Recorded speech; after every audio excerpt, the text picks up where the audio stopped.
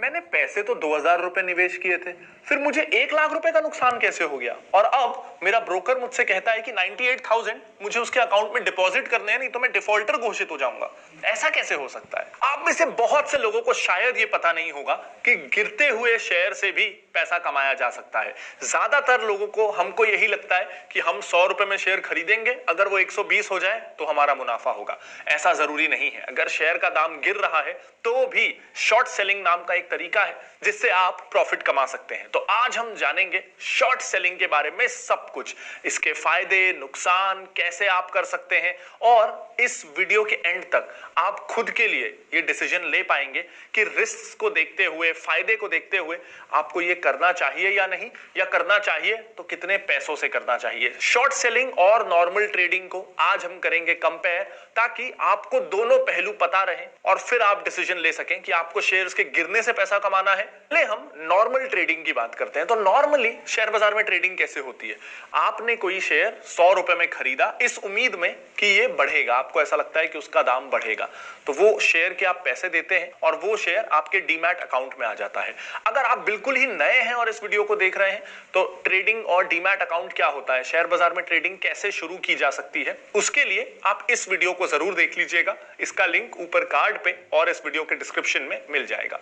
तो नॉर्मली हम जब शेयर खरीदते हैं तो इस उम्मीद से खरीदते हैं कि इसका दाम बढ़ेगा, और जब बढ़ेगा तो आज हम खरीद लेते हैं, बढ़ने के बाद हम बेच देंगे, हमारा मुनाफा हो जाएगा। शॉर्ट सेलिंग में इसका ठीक उल्टा होता है। कैसे? इसे एक नॉन शेयर बाजार वाले नॉर्मल एग्जांपल से समझते हैं ताकि कंसेप्ट क्लियर हो जाए। देखिए, आपको एक ऐसी जमीन मिली, जो आपको जमीन काफी पसंद है और वो 10 लाख रुपए में मिल रही है। आपने उस जमीन को अपने किसी और पहचान वाले को दिखाया और आपने उसे बोला कि ये जमीन मैं तुझे बेच सकता हूं 15 लाख रुपए में, अगर तू मुझे 10 लाख रुपए एडवांस दे दे तो। अब आपके दोस्त को वो जमीन पसंद आई, उसने बोला ठीक है, मैं 10 लाख रुपए तुझे एडवांस दे देता हूं, लेकिन मेरे को 1 महीने के बाद ये जमीन चाहिए। तो आपको 10 लाख रुपए मिल गए। किस बात के? वो जमीन अपने दोस्त को देने के। लेकिन वो जमीन तो आपकी है ही नहीं, वो तो किसी और की है। तो अब आपने क्या किया, वो 10 लाख के एडवांस से आपने पहले उस जमीन को खरीद लिया और फिर अपने दोस्त को डिलीवर कर दिया, और आपको उसके बदले 5 लाख रुपए और मिल गए, जो आपका मुनाफा हो गया। तो इस केस में एक तरीके से आपने की शॉर्ट सेलिंग, यानी कि आपने उस चीज को बेच दिया जो आपके पास है ही नहीं, और फिर जब उस चीज को डिलीवर करने का समय आया तब आपने सेलर से खरीद के उसे बायर को डिलीवर कर दिया। एक बार थोड़ा सा रिकैप और कर लेते हैं कि शॉर्ट सेलिंग मतलब आपने वो चीज बेच दी जो आपके पास है ही नहीं। जैसे इस एग्जाम्पल में मैंने अपने दोस्त को वो जमीन बेच दी जो मेरी है ही नहीं, और उसी दोस्त से मुझे जो पैसे आए उससे मैंने जो सेलर है उससे वो जमीन खरीदी, और 1 महीने का जो टाइम था वो होने के पहले पहले अपने दोस्त को डिलीवर कर दी। इसमें मुझे फायदा क्यों हुआ? क्योंकि मैंने जिस भाव में बेची जमीन वो ज्यादा था, 15 लाख रुपए था, और जिस भाव पे जमीन खरीदी वो 10 लाख रुपए था, तो मेरे को 5 लाख का मुनाफा हो गया। अब शॉर्ट सेलिंग में बिल्कुल यही चीज शेयर्स में होती है। नॉर्मली शेयर्स में हम शेयर खरीदते हैं, भाव बढ़ जाए तो बेचते हैं, हमको उम्मीद ये रहती है कि इस कंपनी का भाव बढ़ेगा। वहीं शॉर्ट सेलिंग में हम आज शेयर को बेच देते हैं ये सोच के कि इस शेयर का भाव गिरेगा, तो जब भाव गिरेगा तब मैं इसे खरीद लूंगा, और जो डिफरेंस होगा वो मेरा मुनाफा हो गया। जैसे मुझे लग रहा है आज कोई शेयर 100 रुपए पे है और शाम तक हो सकता है ये शेयर 90 रुपए का हो जाए, तो मैं शाम को इसे खरीद लूंगा 3 बजे, अभी मैं इसे बेच देता हूं। तो अभी मैंने 100 रुपए में उसे बेच दिया, शाम को 90 रुपए पे खरीद लिया, तो मेरा 10 रुपए का मुनाफा हो गया। हाँ, अगर वो शेयर गिरता नहीं है, वो बढ़ जाता है, 100 के बदले 105, 110 हो जाता है, तो मेरे को उसे 110 पे जब मैं खरीदूंगा, तो मैंने 100 पे बेचा था, 110 पे खरीदा, तो मुझे 10 रुपए का नुकसान हो गया। तो शॉर्ट सेलिंग में भी जैसे नॉर्मल ट्रेडिंग होती है, फायदा नुकसान दोनों हो सकता है, शॉर्ट सेलिंग में भी फायदा नुकसान दोनों हो सकता है। अब बहुत सारे स्पेसिफिक सवाल आ रहे होंगे आपके मन में कि ये कैसे होता है, जो शेयर मेरे पास है ही नहीं मैं उसे बेच कैसे सकता हूं, कितने दिनों के लिए ये सब हो सकता है, तो बहुत सारे डाउट्स होंगे। तो चलिए एक एक करके आपके सारे सवाल जो मन में उठ रहे होंगे, मुझे पता है, उन्हें सॉल्व करते हैं। तो पहला सवाल तो ये है कि शॉर्ट सेलिंग कैसे की जाती है। तो अब शॉर्ट सेलिंग के 2 मैकेनिज्म्स हैं, एक है इंट्राडे, एक है शॉर्ट टर्म। इंट्राडे में क्या होता है कि आपको आज ही शेयर को बेचना है, यानी इसे एक एग्जांपल से समझते हैं कि आज मान लीजिए किसी कंपनी का, जैसे हम सोच लेते हैं डीमार्ट का रिजल्ट आने वाला है। आपको लगता है कि 12 बजे रिजल्ट आने वाला है और ये रिजल्ट अच्छा नहीं आएगा, तो 12 बजे रिजल्ट का टाइम है, आप 11 बजे वो शेयर खरीद लेते हैं क्योंकि आपको उम्मीद है जैसे ही रिजल्ट आएगा तो ये शेयर का भाव गिरेगा।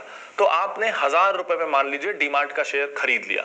12 बजे रिजल्ट आया और दाम गिर के 900 रुपए हो गया, तो 900 रुपए में 12 बजे के बाद आपने उस शेयर को खरीद लिया, तो आपको 100 रुपए का मुनाफा हो गया। अब ये है इंट्राडे, यानी इसमें जो आप शेयर बेच रहे हैं, जो आपके पास है ही नहीं, वो उसी दिन शाम के पहले पहले आपको खरीद लेना है। यानी आपको शॉर्ट सेलिंग करने का टाइम केवल उसी दिन का, उस एक दिन का ही मिल रहा है। ऐसा नहीं है कि आपने आज बेचा और आप 2 दिन बाद खरीदने का सोचें, आपको उसी दिन खरीदना है, इसीलिए इसका नाम इंट्राडे है।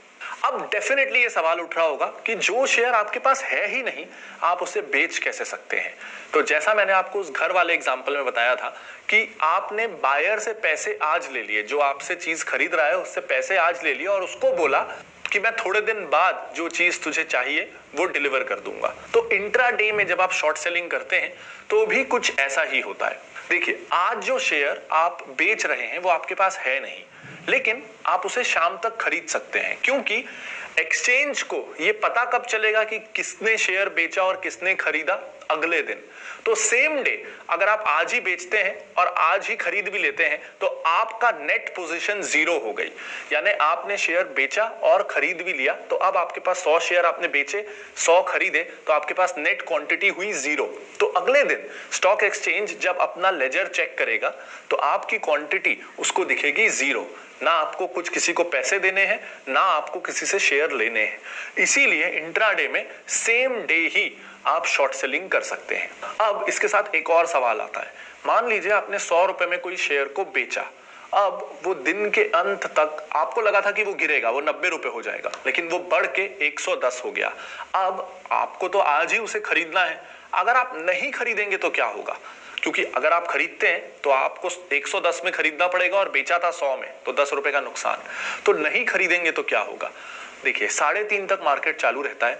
कई ब्रोकर्स का 3:10 का ऑटो स्क्वायर ऑफ का टाइम है, 3:20 का ऑटो स्क्वायर ऑफ का टाइम है। यानी अगर आप नहीं खरीदेंगे तो 3:20, 3:15, 3:10 के आसपास ब्रोकर अपने आप आपके लिए वो शेयर्स खरीद देगा जिस भी दाम पे उस समय वो शेयर चल रहा होगा, और आपके अकाउंट से उतने पैसे वो काट लेगा। यानी अगर आपने सुबह 100 रुपए में इंट्राडे में शेयर को शॉर्ट किया तो 3:20 के पहले पहले आपको उसे खरीद लेना है।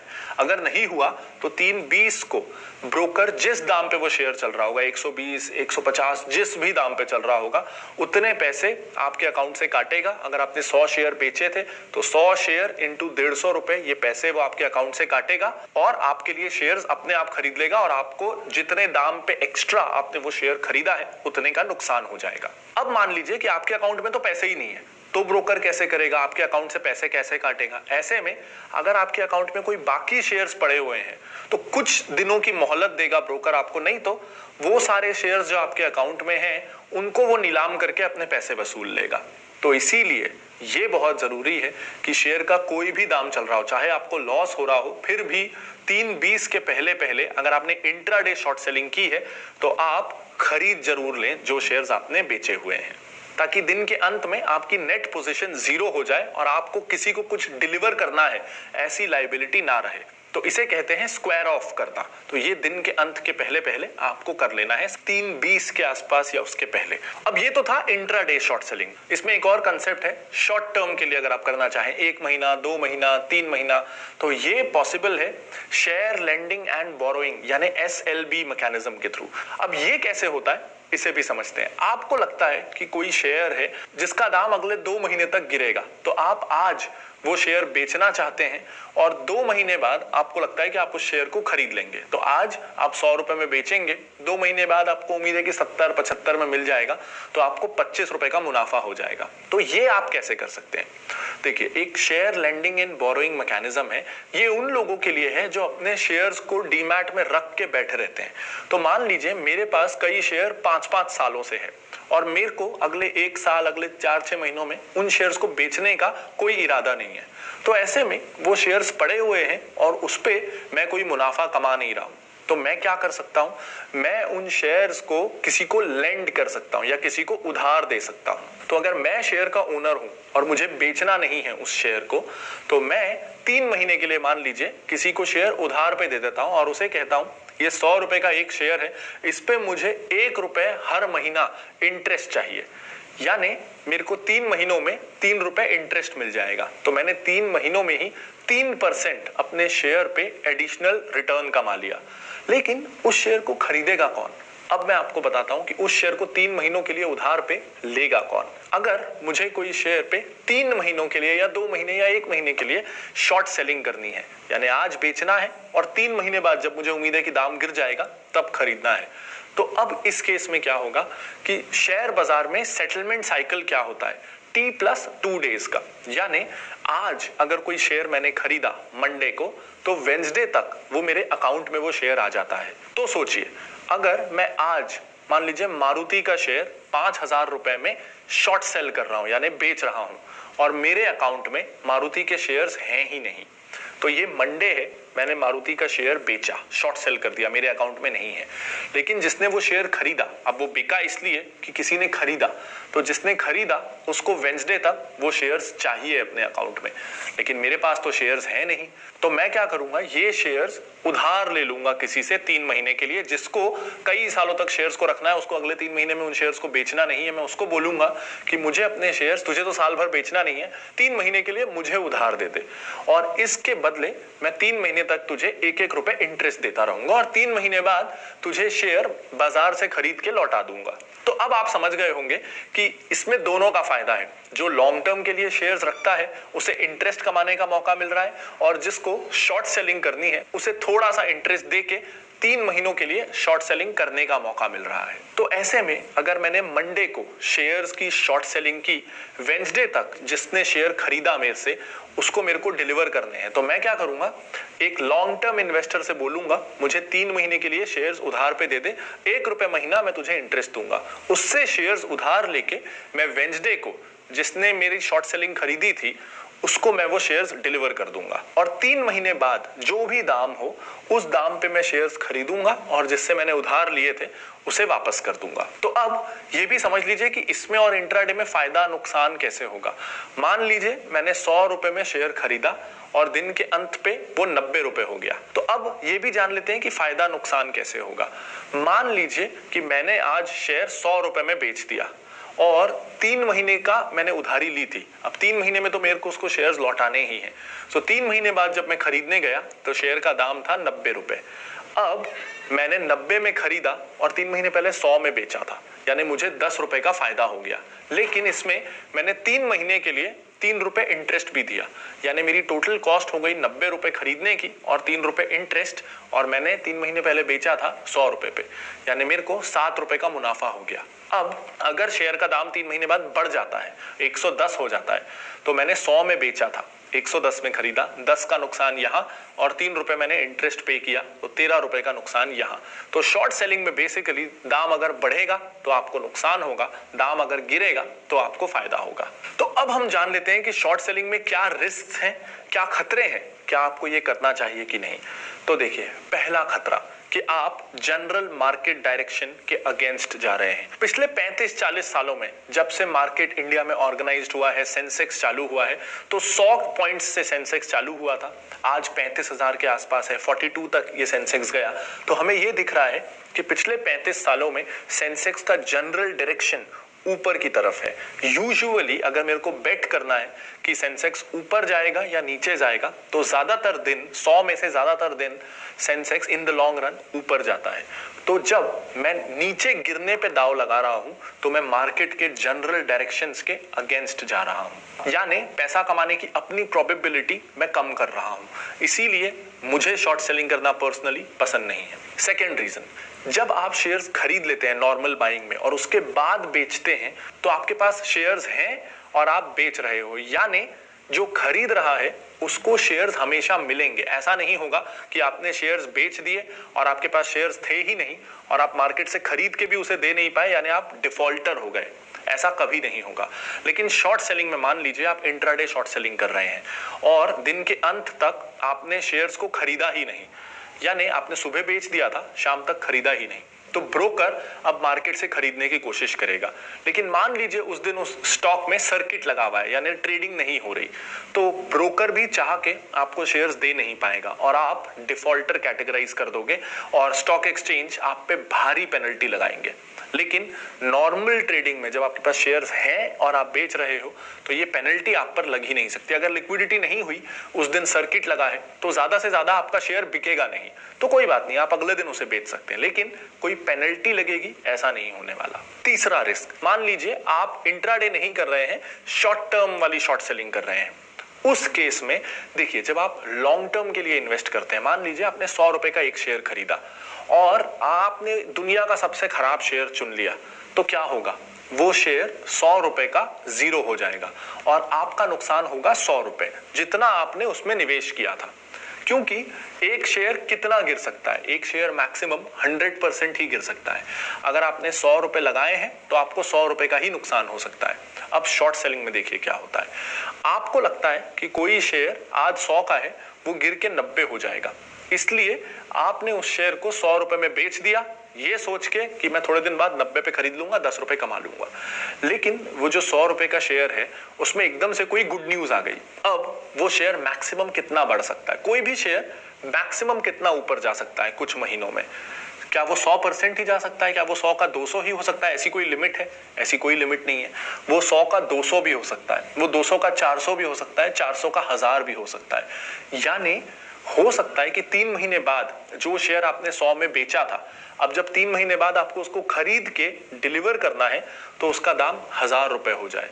तो अब आपने 1000 रुपए पे आपको खरीदना पड़ेगा और 100 रुपए पे आपने बेचा था, यानी आपको 900 रुपए का नुकसान होगा। आपको 900 रुपए और पे करने पड़ेंगे अपनी जेब से। तो देखिए, नॉर्मल ट्रेडिंग में आपने कितना भी गलत डिसीजन ले लिया हो, आपका मैक्सिमम नुकसान उतना ही हो सकता है जितना कि आपने पैसा लगाया है। लेकिन शॉर्ट सेलिंग में अगर आपने स्टॉप लॉस नहीं लगाया है, तो वैसे हमेशा इस तरह की चीजों में स्टॉप लॉस लगाना चाहिए, लेकिन नहीं लगाया है तो आपका नुकसान अनलिमिटेड हो सकता है। वो शेयर हो सकता है 2 महीने तक अपर सर्किट में रहे और आपको 10 गुना 1000 गुना पैसा भी देना पड़े। ऐसा पहले हिस्ट्री में हुआ भी है, जब कई शॉर्ट सेलर्स इस तरह से लिटरली मर गए क्योंकि इतनी लिक्विडिटी ही नहीं थी कि वो अपने शॉर्ट्स को कवर कर सके, क्योंकि कंपनी में एकदम से कोई गुड न्यूज आ गई। तो इस कारण भी शॉर्ट सेलिंग बहुत रिस्की है कि इसमें लॉस की कोई लिमिट नहीं है अगर आपने स्टॉप लॉस नहीं लगाया है तो। चौथा प्रॉब्लम, इसमें कॉस्ट बढ़ जाती हैं। जैसे नॉर्मल ट्रेडिंग में अगर आप आज खरीद रहे हैं और 3 महीने बाद बेच रहे हैं, तो क्योंकि शेयर्स आपके पास हैं तो उन शेयर्स पे आपको किसी को इंटरेस्ट पे नहीं करना।